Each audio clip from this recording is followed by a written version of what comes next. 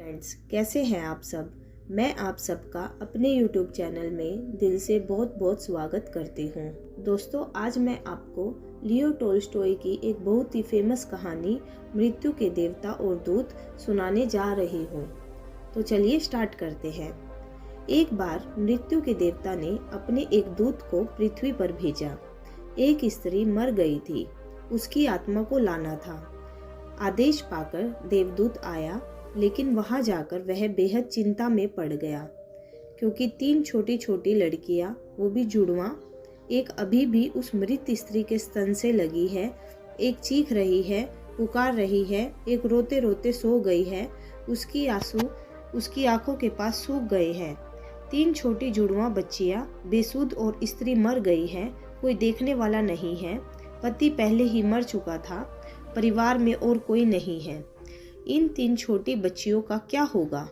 उस देवदूत को जब ये ख्याल आ गया तो वह बेहद दुखी मन से खाली हाथ वापस लौट गया और बिना उस स्त्री की आत्मा को लिए ही अपने धाम पहुंच गया। उसने जाकर अपने प्रधान देवता से कहा कि मैं न ला सका उस स्त्री को, मुझे क्षमा करे, लेकिन आपको वर्तमान स्थिति का पता ही नहीं है। 3 जुड़वा मासूम बच्चियां हैं, छोटी छोटी, दूध पीती, एक अभी भी मृत माँ के स्तन से लगी है, एक रोते रोते सो गई है, दूसरी अभी चीख पुकार रही है, हृदय मेरा ना ला सका। क्या यह नहीं हो सकता कि इस स्त्री को कुछ और दिन जीवन दान दिए जाए? कम से कम ये बेसहारा लड़कियां थोड़ी बड़ी हो जाए, क्योंकि इस दुनिया में अब उन्हें कोई देखने वाला नहीं है। मृत्यु के देवता ने उसकी बातों को ध्यान से सुनकर गुस्से से कहा, अच्छा, तो तू बड़ा समझदार हो गया है, उस व्यक्ति से भी ज्यादा, जिसकी मर्जी से मौत होती है, जिसकी मर्जी से जीवन होता है, जो पूरी दुनिया का मालिक है। तो तूने अपने जीवन में आज पहला पाप कर दिया है और तुझे इसकी सजा जरूर मिलेगी। और सजा यह है कि तुझे पृथ्वी पर वापस चले जाना पड़ेगा, और जब तक तू 3 बार अपनी मूर्खता पर हंस न ले, तब तक वापस यहाँ न आ सकेगा। यह सुन राजी हो गया दंड भोगने के लिए, लेकिन फिर भी उसे लगा कि सही तो मैं ही हूँ, और तब अपनी मूर्खता पर हंसने का मौका कैसे आएगा। उसे लगा कि ये शायद असंभव है।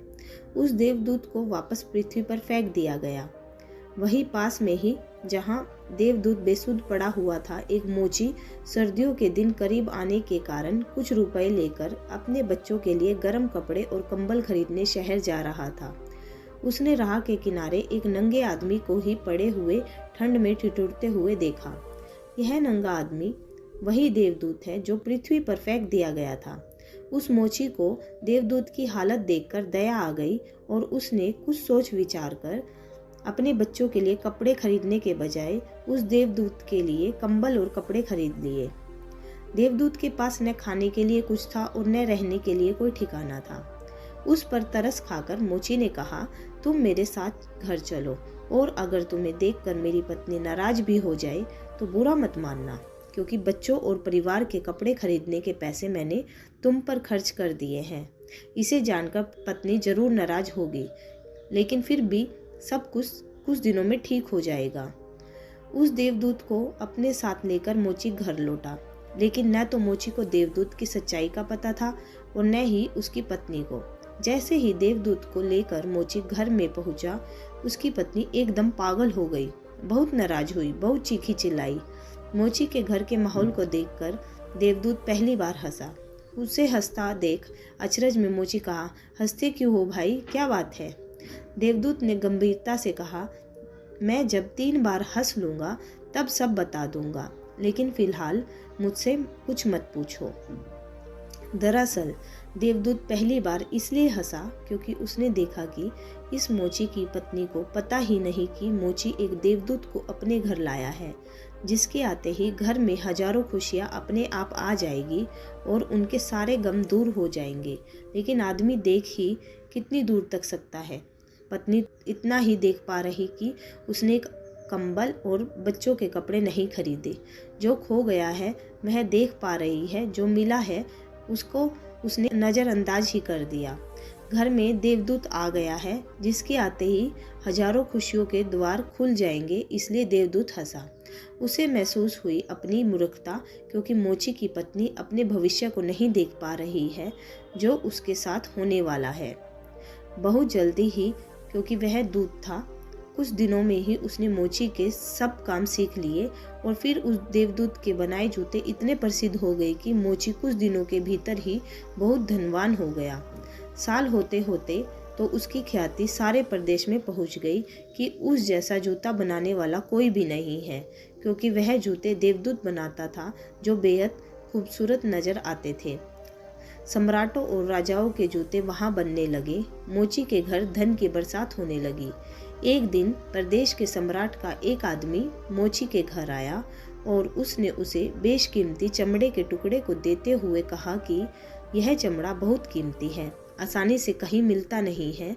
सम्राट के लिए अच्छे जूते बना दो, लेकिन कोई भूल चूक नहीं करना। जूते ठीक बिल्कुल बेहतरीन बनने हैं और ध्यान रखना जूते बनाने हैं, चप्पल नहीं, क्योंकि उस दौर में संभवतः रूस में जब कोई आदमी मर जाता है तब उसे चप्पल पहनाकर मरघट तक ले जाते थे। मोची ने भी सम्राट के आदमी की पूरी बात को समझकर देवदूत से कहा कि चप्पल मत बना देना, जूते बनाने हैं, स्पष्ट आज्ञा है, और चमड़ा इतना ही है। अगर गड़बड़ हो गई तो हम मुसीबत में फंसेंगे, सम्राट जिंदा नहीं छोड़ेंगे। लेकिन पता नहीं उस देवदूत के दिमाग में क्या आया कि उसने एक चप्पल ही बना दिए। बाद में जब मोची ने देखा कि चप्पल बने हैं तो वह क्रोध में आग बबूला हो गया। वह डंडा उठाकर उसको मारने के लिए तैयार हो गया कि तू हमें फांसी लगवा देगा, और तुझे बार बार समझा कर रहा था कि चप्पल बनाने ही नहीं है, फिर चप्पल किस लिए बनाए। देवदूत फिर खिलखिलाकर हंसा। उसे देखकर मोची हैरान। तभी वही आदमी सम्राट के घर से दोबारा भागता हुआ आया। उसने कहा, जूते मत बनाना, चप्पल ही बनाना, क्योंकि सम्राट की अभी अभी मृत्यु हो गई है। भविष्य अज्ञात है, सिवाय ऊपर वाले के, और किसी को ज्ञात नहीं, और नश्वर आदमी तो अतीत के आधार पर निर्णय लेता है। सम्राट जिंदा था तो जूते चाहिए, मर गया तो चप्पल चाहिए। उसके बाद तब वह मोची उस देवदूत के पैर पकड़कर माफी मांगने लगा कि मुझे माफ कर, मैंने तुझे मारा। देवदूत ने कहा, कोई बात नहीं, मैं अपना दंड भोग रहा हूँ, इसमें तुम्हारी कोई गलती नहीं। लेकिन वह देवदूत आज दोबारा हंसा था। मोची ने फिर पूछा उसकी हंसी का कारण। उसने फिर कहा, जब मैं 3 बार हंस लूं तब बताऊंगा। दरअसल वो देवदूत दोबारा हंसा सिर्फ इसलिए कि भविष्य किसी को ज्ञात नहीं है। फिर भी लोग असीमित आकांक्षाएं, ईर्ष्या, घृणा, द्वेष रखते हैं जो कि पूरी तरह व्यर्थ है। फिजूल की लालसा वे लोभ करते हैं जो कि कभी पूरी नहीं होती। हम याचक की तरह मांगते हैं जो कभी नहीं मिलता, क्योंकि कुछ और ही मिलना तय है। हमसे बिना पूछे हमारी नियति घूम रही है और हम व्यर्थ ही बीच में शोरगुल मचाते हैं, चिंता करते हैं, परेशान होते हैं। चाहिए चप्पल और हम जूते बनवाते हैं। मरने का जब वक्त करीब आ रहा है तब जिंदगी का हम हंगामेदार आयोजन करते हैं।